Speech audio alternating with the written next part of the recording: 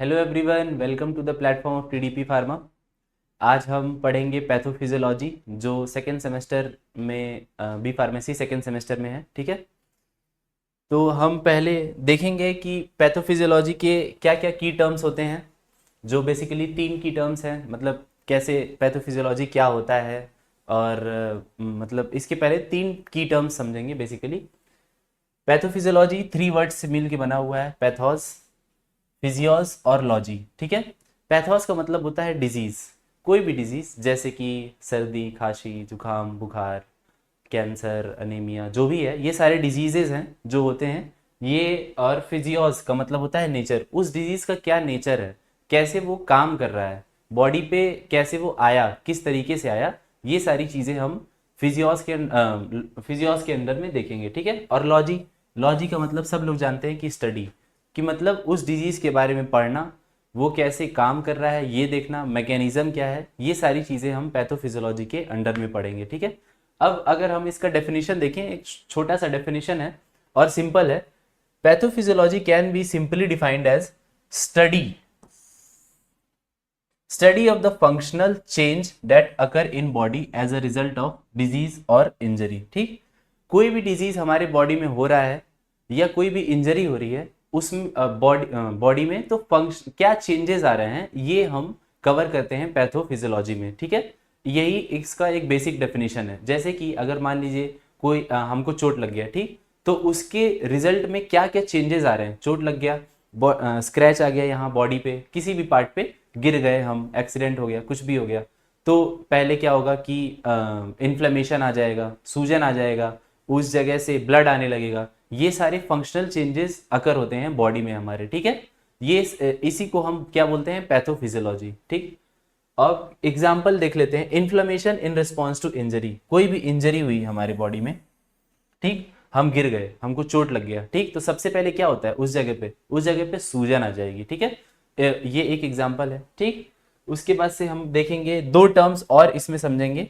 पहला है इटियोलॉजी और पैथोजेनेसिस। ठीक, इटियोलॉजी से हम क्या समझ रहे हैं। इटियोलॉजी क्या है, study of cause of disease, कोई भी डिजीज का क्या कारण है, किस तरह से वो डिजीज हो रही है, ठीक, वो डिजीज क्यों ही हो रही है। ठीक, ये सारी चीजें हम किस में पढ़ेंगे, इटियोलॉजी में। ठीक, इटियोलॉजी में हम ये जानेंगे कि डिजीज का क्या कॉज है। अब जैसे कि बुखार है, बुखार हुआ हम लोग को, ठीक, तो क्यों हुआ, ठीक, कैसे हुआ, क्यों हुआ, क्या कारण है बुखार होने का, ये सारी चीजें हम इटियोलॉजी में कवर करेंगे। ठीक, पैथोजेनेसिस क्या होता है, पैथोजेनेसिस क्या है, मैकेनिज्म ऑफ डिजीज फॉर्मेशन। ठीक, डिजीज फॉर्मेशन का क्या मैकेनिज्म, मतलब कैसे डिजीज हो रहा है, वो उसका मैकेनिज्म क्या है। अब जैसे कि हमारे बॉडी में जैसे कि अगर टेम्परेचर चेंज हुआ, ठीक, तो सबसे पहले हम लोग को क्या होगा, सर्दी, खांसी, जुकाम, बुखार होने लगता है। ठीक, उसका मैकेनिज्म क्या है, वो आया कैसे बॉडी में, हमारे बॉडी को मतलब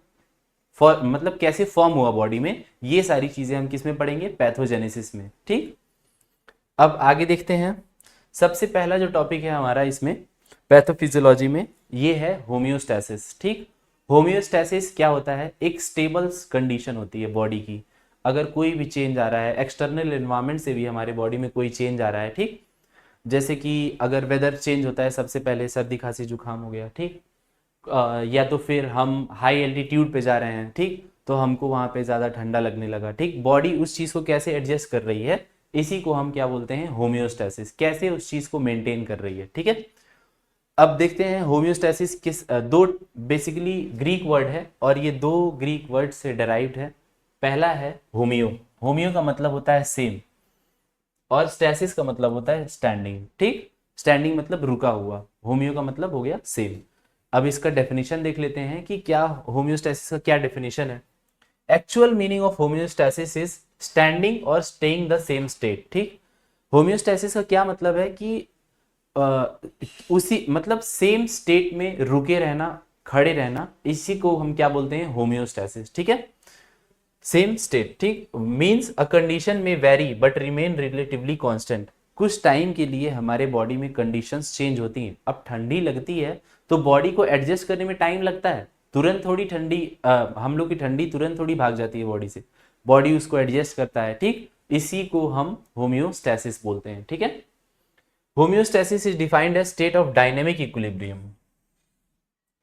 ये डायनेमिक इक्विलिब्रियम का स्टेट है that maintains constant internal pathophysiological environment of body. ठीक, एक्सटर्नली हमारे बॉडी में बहुत सारे चेंजेस आते हैं। अगर कोई भी स्टिमुलस या कोई भी स्टिमुलाई हम रिसीव करते हैं तो एक्सटर्नली हमारे बॉडी में बहुत सारे चेंजेस आते हैं, लेकिन होम्योस्टेसिस उन सारे चेंजेस को मेंटेन करता है, इंटरनल बॉडी इन्वायरमेंट को मेंटेन करता है ताकि कोई इफेक्ट ना आए। अब अगर ठंडी लग रही है, ठंडी लगते ही रहेगी तो कैसे बॉडी वर्क करेगी, नहीं कर सकती है। ठीक, अब गर्मी लग रही है, गर्मी लगते ही रहेगी, इंटरनल बॉडी इन्वायरमेंट अगर मेंटेन नहीं हो पाएगा तब तो बहुत ज़्यादा दिक्कत आ जाएगी। ठीक है, तो इसीलिए होम्योस्टेसिस का बेसिकली काम क्या होता है, इंटरनल बॉडी इन्वायरमेंट को मेंटेन करना। ठीक है, अब मैकेनिज्म ऑफ होम्योस्टेसिस देखते हैं, क्या मैकेनिज्म है, होम्योस्टेसिस कैसे काम करता है, हमारे इंटरनल बॉडी में होम्योस्टेसिस किस तरह से काम करता है। ठीक है, ये हम इसमें समझेंगे।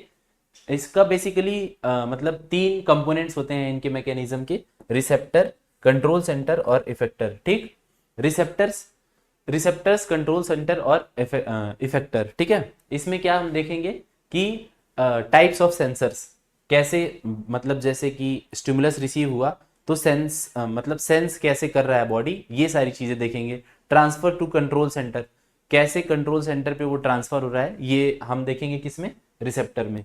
कंट्रोल सेंटर क्या होता है, जो सिग्नल हम रिसीव कर रहे हैं या एनालाइज कर रहे हैं उसके मतलब जो सिग्नल हमारे बॉडी में आ रहा है उसको रिसीव करना और उसके अगेंस्ट रिस्पॉन्स देना, ये कंट्रोल सेंटर का काम होता है। ठीक है, इफेक्टर क्या करेगा, response to stimuli actually seen. ठीक, जो हमको स्टिमुलाई मिल रहा है उसको उसके अगेंस्ट रिस्पॉन्स देना इफेक्टर का काम है। ठीक है, अब आगे देखते हैं। होम्योस्टेसिस का ये एक फ्लो चार्ट है और फ्लो चार्ट से समझते हैं कि कैसे ये तीनों कंपोनेंट्स काम करते हैं होम्योस्टेसिस में। ठीक है, पहला क्या है, स्टिमुलस प्रोड्यूस चेंजेस। ठीक, रिसेप्टर है, यहां पे आया स्टिमुलस, स्टिमुलस आया रिसेप्टर पे। ठीक, इस पे क्या होगा, जैसे ही हम कोई स्टिमुलस मतलब एक्सटर्नल एनवायरनमेंट से कुछ रिसीव करते हैं बॉडी पे, तो बॉडी में बहुत सारे चेंजेस स्टार्ट हो जाते हैं। ठीक है, तो क्या करेगा, रिसेप्टर उसको रिसीव करेगा, रिसीव करने के बाद क्या करेगा, आफ्टर इंटर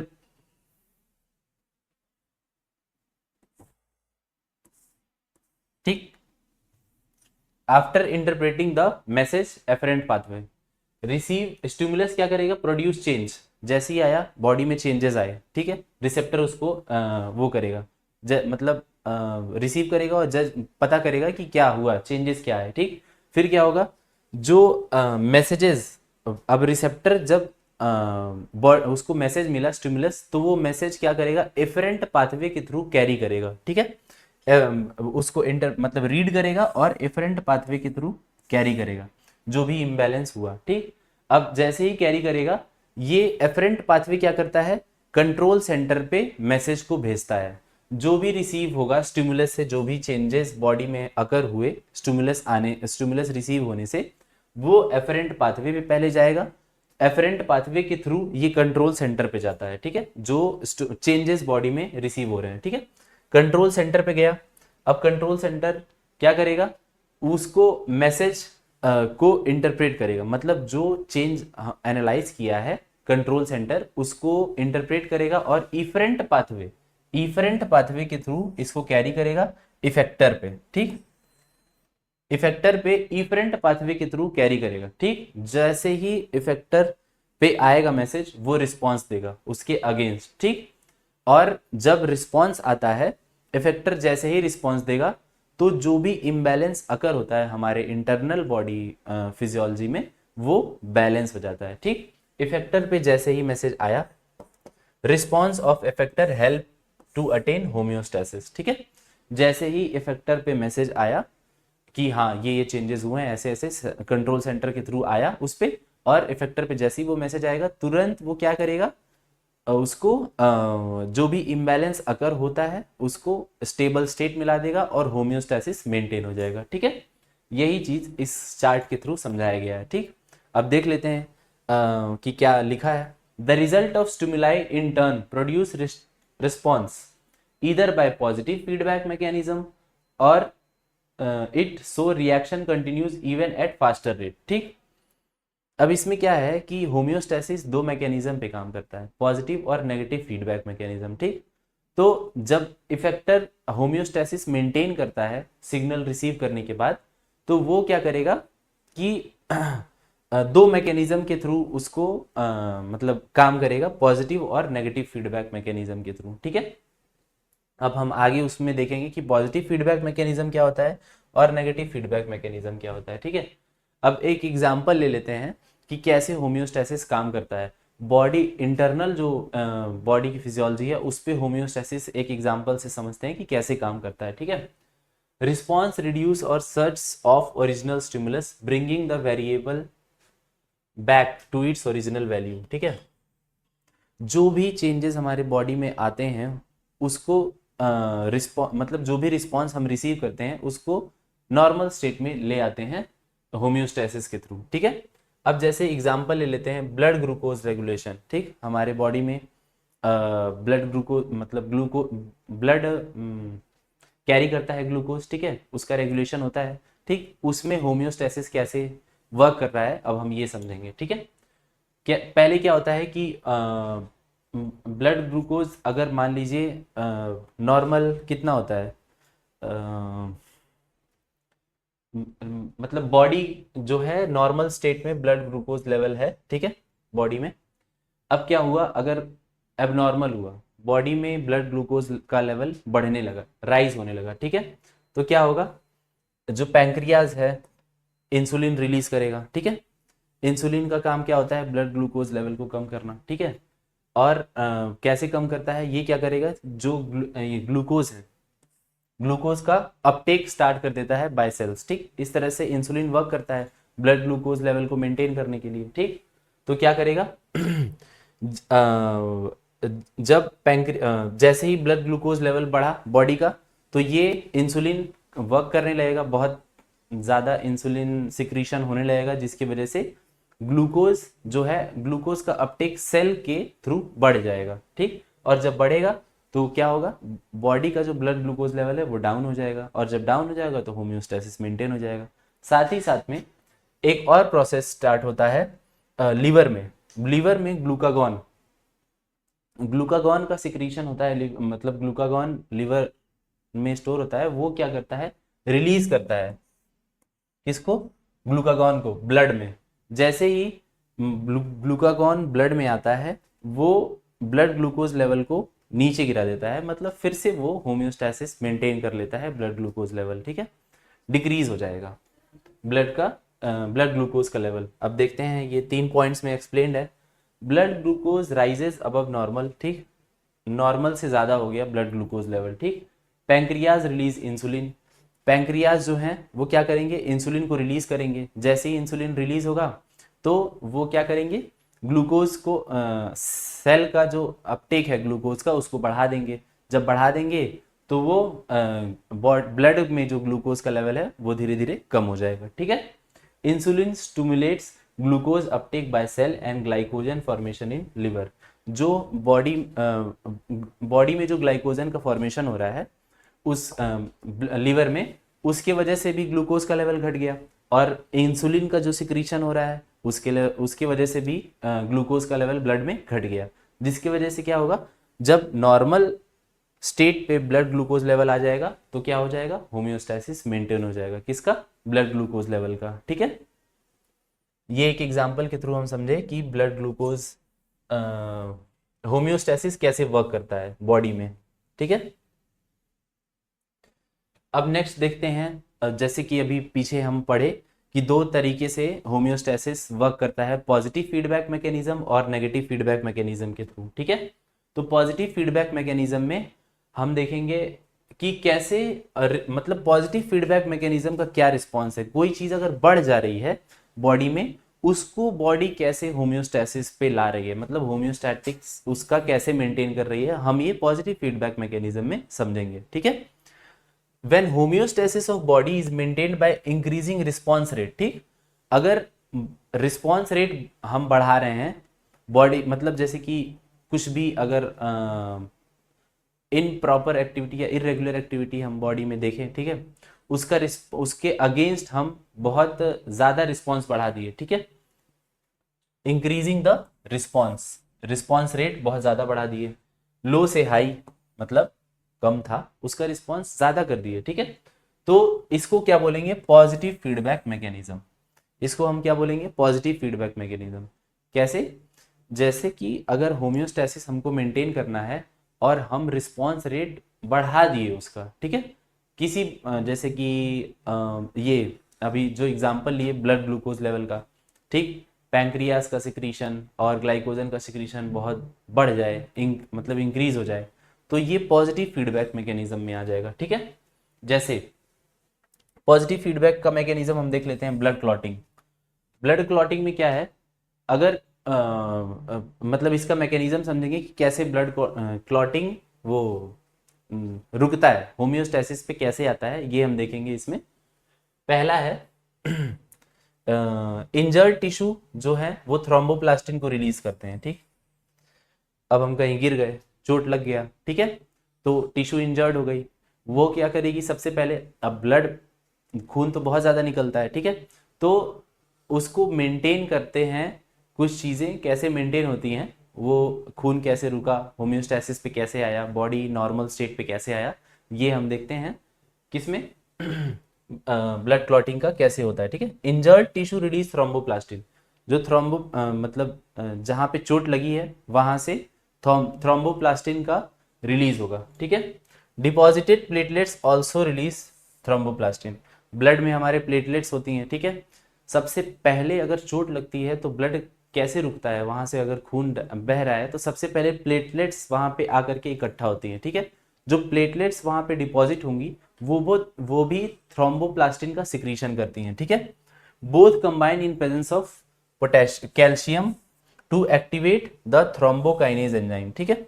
ये दोनों ही कैल्शियम के प्रेजेंस में कंबाइन होते हैं और थ्रोम्बोकाइनेज एंजाइम को क्या करते हैं, एक्टिवेट करते हैं, ठीक है। थ्रोम्बोकाइनेज एंजाइम कॉम्प्लेक्स को एक्टिवेट करते हैं, ठीक, कौन, थ्रोम्बोप्लास्टिन।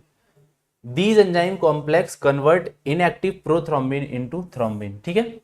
अब जो थ्रोम्बोकाइनेज एंजाइम है, इनका क्या काम क्या होता है, जो इनएक्टिव प्रोथ्रोम्बिन है उसको थ्रोम्बिन में कन्वर्ट करते हैं, ठीक है। इनएक्टिव फॉर्म में प्रोथ्रोम्बिन हमारे बॉडी में पाए जाते हैं, इनको थ्रोम्बोकाइनेज एंजाइम कॉम्प्लेक्स जो होते हैं ये थ्रोम्बिन में कन्वर्ट करते हैं, ठीक।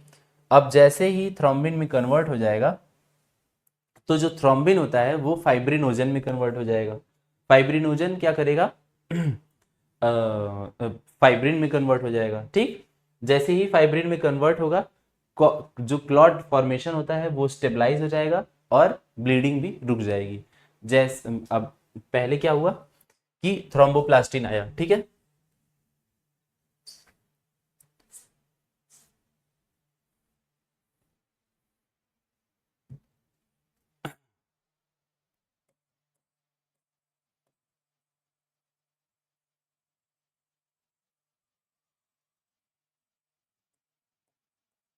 थ्रोम्बोप्लास्टिन रिलीज हुआ कहाँ कहाँ से, दो जगह से रिलीज होता है। जैसे चोट लगती है, ठीक है, तुरंत बॉडी थ्रोम्बोप्लास्टिन रिलीज की, उसके बाद प्लेटलेट से रिलीज हुआ। थ्रोम्बोप्लास्टिन जैसे ही रिलीज होता है ये एक्टिवेट करता है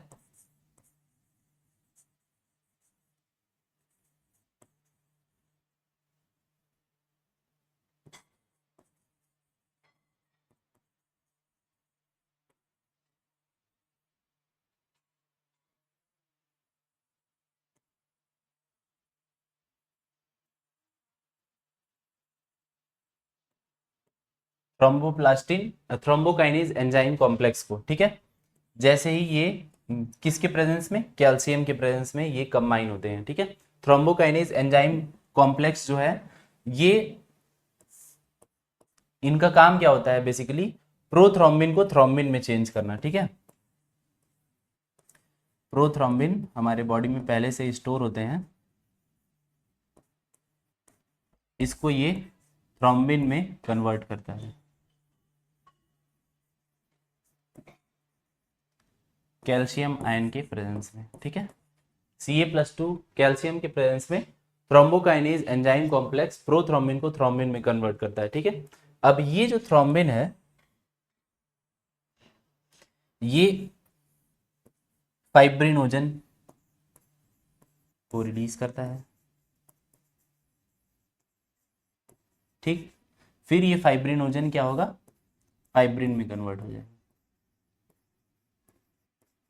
जैसे ही ये फाइब्रिन में कन्वर्ट होता है, ब्लड का क्लॉटिंग और रिलीज बंद हो जाता है। फाइब्रिन क्या करता है, स्टॉप्स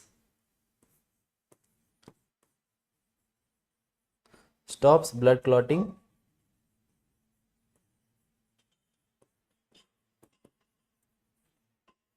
एंड रिलीज, ठीक है। ये क्या करेगा, फाइब्रिन ब्लड क्लॉटिंग और ब्लड का जो रिलीज होता है, ब्लड का फ्लो होता है, उसको स्टॉप कर देगा, ठीक है।